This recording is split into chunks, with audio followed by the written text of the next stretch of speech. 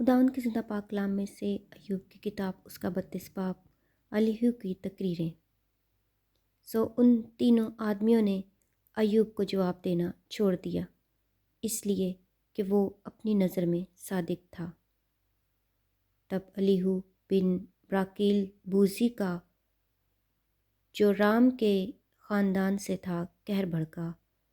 اس کا قہر ایوب پر بھڑکا، اس لیے کہ اس نے خدا کو نہیں بلکہ اپنے آپ کو راست ٹھہرایا، اور اس کے تینوں دوستوں پر بھی اس کا قہر بھڑکا، اس لیے کہ انہیں جواب تو سوجھا نہیں، تو بھی انہوں نے ایوب کو مجرم ٹھہرایا۔ الیہو ایوب سے بات کرنے سے اس لیے رکا رہا کہ وہ اس سے بڑے تھے۔ جب الیہو نے دیکھا کہ ان تینوں کے منہ میں جواب نہ رہا تو اس کا قہر بھڑک اٹھا، اور براکیل بوزی کا بیٹا الیہو کہنے لگا، میں جوان ہوں اور تم بہت عمر رسیدہ ہو، اس لیے میں رکا رہا اور اپنی رائے دینے کی جرات نہ کی۔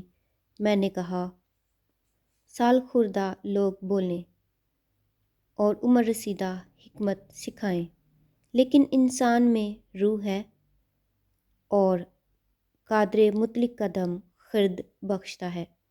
بڑے آدمی ہی عقل مند نہیں ہوتے، اور عمر رسیدہ ہی انصاف کو نہیں سمجھتے، اس لیے میں کہتا ہوں، میری سنو، میں بھی اپنی رائے دوں گا۔ دیکھو، میں تمہاری باتوں کے لیے رکا رہا، جب تم الفاظ کی تلاش میں تھے، میں تمہاری دلیلوں کا منتظر رہا، بلکہ میں تمہاری طرف توجہ کرتا رہا، اور دیکھو، تم میں کوئی نہ تھا جو ایوب کو قائل کرتا یا اس کی باتوں کا جواب دیتا۔ خبردار، یہ نہ کہنا کہ ہم نے حکمت کو پا لیا ہے، خدا ہی اسے لاجواب کر سکتا ہے، نہ کہ انسان، کیونکہ اس نے مجھے اپنی باتوں کا نشانہ بنایا۔ نہ میں تمہاری سی تقریروں سے اسے جواب دوں گا۔ وہ حیران ہے، وہ اب جواب نہیں دیتے، ان کے پاس کہنے کو کوئی بات نہ رہی، اور کیا میں رکا رہوں؟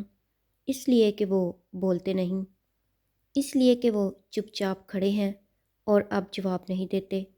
میں بھی اپنی بات کہوں گا، میں بھی اپنی رائے دوں گا، کیونکہ میں باتوں سے بھرا ہوں، اور جو روح میرے اندر ہے وہ مجھے مجبور کرتی ہے۔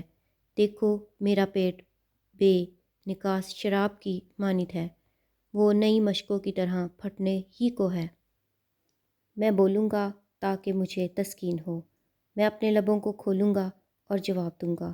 نہ میں کسی آدمی کی طرف داری کروں گا، نہ میں کسی شخص کو خوشامد کے خطاب دوں گا، کیونکہ مجھے خوشامد کے خطاب دینا نہیں آتا، ورنہ میرا بنانے والا مجھے جلد اٹھا لیتا۔ خداوند کے زندہ پاک کلام کے پڑھے اور سنے جانے پر خداوند کی خاص برکت ہو۔ خدا کا شکر ہو، آمین۔